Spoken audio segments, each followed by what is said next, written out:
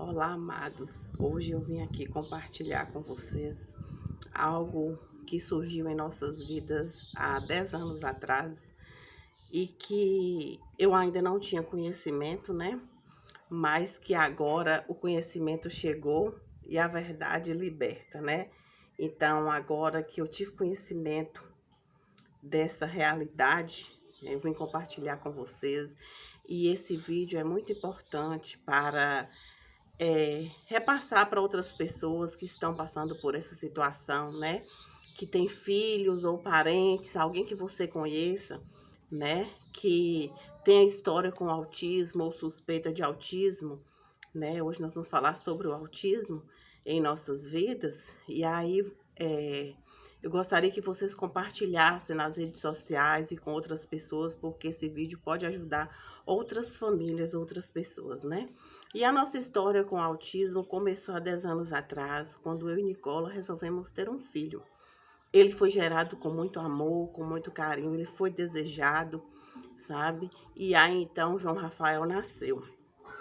Era uma criança linda, saudável, mas dormia pouco.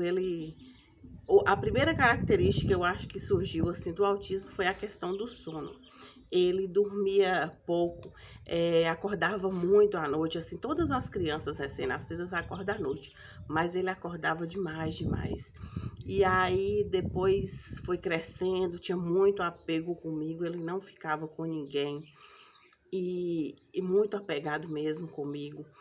E depois veio a questão da alimentação, ele mamava, depois que mamou, ele não gostava muito de leite no início, não. Leite puro, leite com Toddy, ele não gostava muito, não. E aí eu fiz a introdução alimentar, de tudo, papinhas saudáveis, verduras, frutas, mas ele nunca se interessou pela comida de sal, nunca foi uma criança assim, que comia bem a comida de sal. E aí, então, a introdução alimentar foi assim, bem trabalhosa, né? Eu tentava, fazia de tudo, mas ele comia, demorava demais para comer um pouquinho de papinha. E fomos indo e fomos tentando. E aí depois eu desmamei. E aí, mas ele nunca gostou da comida de sal.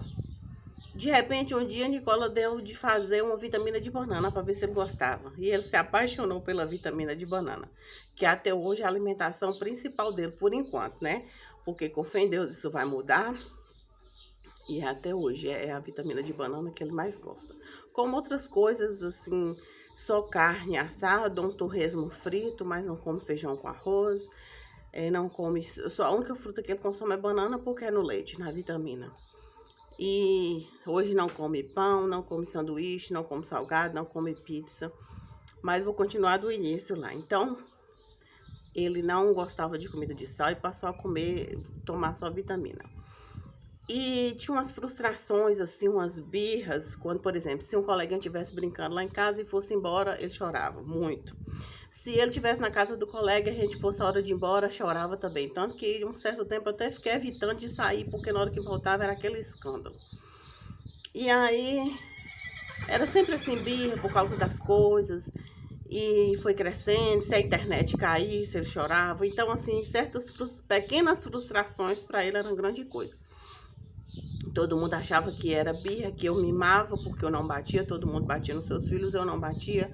Eu procurava educar com amor, respeitava e respeito quem bate, cada um tem sua forma de educar seu filho, da forma que melhor lhe parece, como diz a palavra de Deus, né?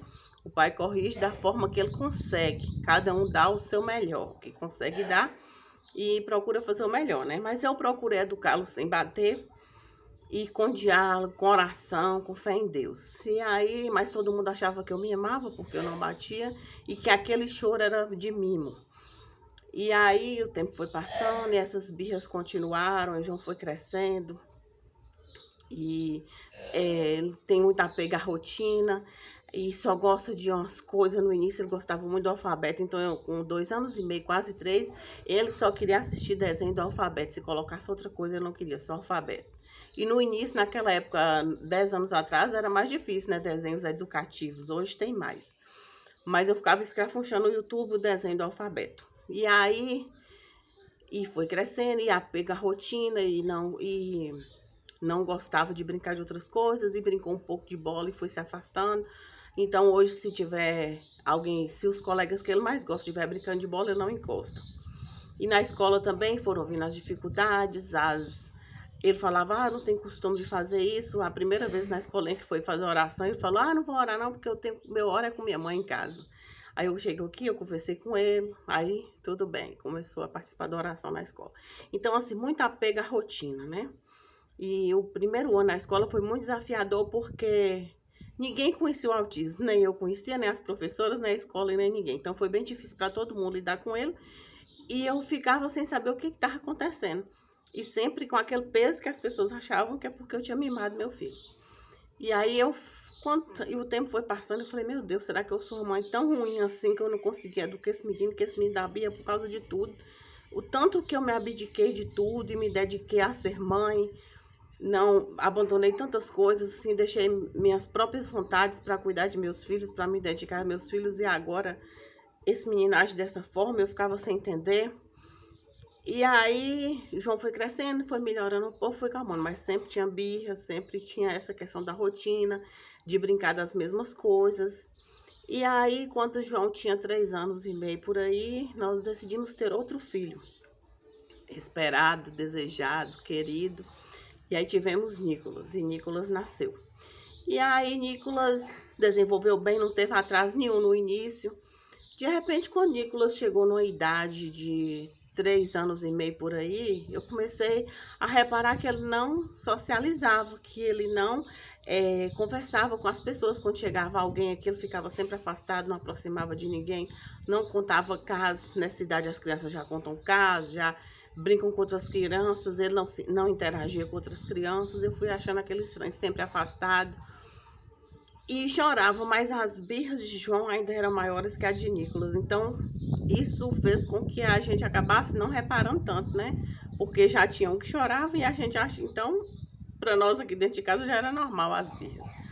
Nicolas não tinha tanta birra, mas alimentava até direitinho também. Fiz a introdução alimentar. Nicolas alimentava melhor. Teve época que Nicolas comeu feijão com arroz. Para mim foi uma maravilha. Eu ficava muito feliz. Comia feijão com arroz. E até que na alimentação ia tudo bem. E aí, mas Nicolas foi crescendo e foi ficando estranha aquela falta de interação, de comunicação, né? Ele falava, e aí Nicolas também assistia muito desenho educativo, se interessou também, igual o João, por desenhos educativos. De repente, Nicolas estava lendo, eu tomei um susto, achava que nem era, ficava assim na dúvida, deve ter decorado. Mas não, Nicolas aprendeu a ler com 3 anos e meio. Português, inglês, até russo ele descobriu no YouTube e já estava lendo e escrevendo russo. Então ele tem facilidade. O hiperfoco dele é letras e números. E aí o tempo foi passando, eu falava com as pessoas mais chegadas, estou achando estranho. Até que alguém falou, olha, vamos levar no neuro, eu te ajudo, eu te dou todo apoio, todo suporte, vamos levar para ver. E aí chegou lá, o neuro falou, seu filho é autista. E aí Nicolas foi diagnosticado com autismo, e o médico pediu para voltar com o João Rafael para fazer uma investigação. Mas eu levei Nicolas no neurologista, e o correto é levar no neuropediatra. Então eu levei João nesse neuro, mas ele falou, não, ele não tem nada não. E o tempo foi passando, eu comprei um curso sobre autismo para poder aprender mais a lidar com meu filho, né? E aí, nesse curso, eu fui aprendendo também, vendo outras características, porque o autismo, o nome do autismo é espectro do transtorno do autismo. Então, o espectro é amplo, tem várias características, não é uma só. Tanto que o autismo de João, de Nicolas, é diferente. Tem coisas em comum, mas tem características diferentes também. E aí, então, o neurologista falou que João Rafael não era autista. Mas depois de ver muitos vídeos, ver cursos e ver muitos posts, eu acabei chegando à conclusão que João também era. Tinha muitas características, esse apego à rotina, essa inflexibilidade, quer fazer sempre as mesmas coisas, sem dificuldade de fazer coisas novas, né? De cumprimentar as pessoas, de brincar de coisas novas. E isso tudo, né, foi me dando um start, assim, de que também João Rafael também era. E aí, então, eu levei João Rafael no neuropediatra, que é o correto, levar no neuropediatra em Conquista. E João Rafael também foi diagnosticado com o transtorno do espectro do autismo. Só que João Rafael, como ele se desenvolveu bem, ele não teve atraso nenhum, ele é inteligente, ele não tem dificuldade na escola, não tem dificuldade de aprendizado. O nível dele é 1. Nicolas, como tem a dificuldade da socialização, ele tem a linguagem, mas a linguagem dele não é totalmente verbal, porque ele tem a dificuldade na comunicação.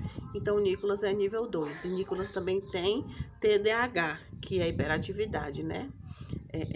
O transtorno do déficit de atenção e hiperatividade. Então, o Nicolas também tem. Então, ele tem um desinquietamento maior. E aí, descobri. Mas, para mim, o diagnóstico, eu sei que é muito difícil para os pais aceitar que aquele filho que você sonhou, ele é diferente. Mas, para mim, eu mesmo antes de saber, quando eu tive meu primeiro filho, eu agradeci muito a Deus por ele ser daquela forma. Ele me fez olhar o mundo diferente. Ele me fez uma pessoa mais humana, mais humilde, mais calma. Eu era muito agressiva, não. Eu era, de repente, assim, aquela pessoa impulsiva. E tudo que as pessoas me falavam, eu queria responder na hora. Aquela pessoa que não se cala, que tem que sempre que dar a resposta e na ponta da língua. E João Rafael veio me ensinar muitas coisas, veio transformar a minha vida. E eu agradeci muito a Deus que ele tinha aquele temperamento, porque me moldou. E aí, de repente, veio Nicolas para acabar de completar. Então, o autismo dos meus filhos não é um tropeço, não é uma dificuldade, não é um fardo. O autismo deles é uma oportunidade que eu tenho de ser um ser humano melhor. E eu agradeço a Deus todos os dias por isso, eu não lamento. E se me perguntar, você queria que seus filhos fossem típicos como as outras crianças? Não. Eles são do jeito que são, eu agradeço a Deus e estou feliz com eles dessa forma. Tem dias que é dificuldade, tem dias que os dois estão chorando junto, tem manhãs que eu tenho que ajeitar todo mundo e dar o café para todo mundo, e que além do café que é outra coisa e aquela correria. Mas tem os momentos de alegria, de contentamento, de abraço, de beijo, de carinho. E eu sou muito feliz com eles, mesmo com todas as dificuldades, porque a vida é assim, nada é perfeito, nenhuma relação é perfeita. E João, apesar de tudo, é muito sincero, é uma pessoa sincera, ele é um ser humano maravilhoso também, é um menino tranquilo. Quando ele não tá irritado, quando ele não tá desregulado, é uma pessoa calma, tranquila, muito sereno e carinhoso também, é um ótimo filho, todos os dois. Então, eu só tenho a agradecer. E queria falar para você, pai ou mãe que está me assistindo, e que se a escola algum dia levantou alguma questão sobre seu filho, te pediu para levar no médico, a escola observou alguma coisa diferente, eu te aconselho que leve. Leve no neuropediatra, investigue, porque a escola é o maior termômetro para diagnosticar essas coisas. Por quê? Porque lá tem muitas crianças, elas passam por muitas crianças. E quando a criança tem uma diferença, elas percebem. No meu caso, foi o contrário. Graças a Deus, eu já levei meu filho sabendo o que era, né? E fica mais fácil. E eu acho muito melhor do que se a escola todo dia me mandasse um recado: ó, seu filho tá fazendo isso, seu filho tá isso. Ou se as pessoas chegassem aqui em casa: nossa, o menino de Renata é estranho. Será que seu filho não tem algum problema? Isso pra mim é me doer. Mas ninguém vai falar isso pra mim, porque ele é autista e Nicolas ainda é hiperativo. Então, as pessoas, esse diagnóstico vai te ajudar, vai ajudar seu filho, né, a encontrar recursos. Ninguém vai te supor nada, porque se ele for alguma coisa, se você vai admitir, se ele tiver algum transtorno que precisa de ajuda, né, aí você vai poder ajudar seu filho nesse momento.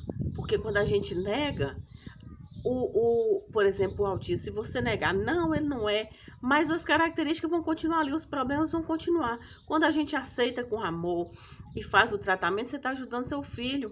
E ninguém mais vai apontar, fazer suposições, será que é ou será que não é. No meu caso, foi libertador, porque eu carregava essa carga das pessoas acharem que eu não batia em meu filho, que eu tinha que bater para educar, que eu mimei. Na verdade, não era nada disso. Era o transtorno do autismo que ele tem, né, que fazia com que ele agisse dessa forma. E por que ele tem esse impulso? Eles ficam irritados com facilidade mais que as outras crianças. Porque no cérebro tem uma parte que se chama amígdalas, a amígdala cerebral. Então, as amígdalas, elas, no caso do autista, elas agem primeiro. E aí vem aquele impulso, vem força nas pernas e nos braços, por isso que eles se debatem, por isso que sapateia, é porque são as amígdalas que vêm primeiro e o córtex pré-frontal, que é a parte que acalma, ela chega depois. Nas crianças típicas, no ser humano normal, o córtex pré-frontal, ele age, ele te acalma. Não, fica tranquilo. Por exemplo, às vezes uma pessoa te fala uma grosseria, você fala, vou deixar para lá, não vou responder não. Para quê? Só vai aumentar a confusão.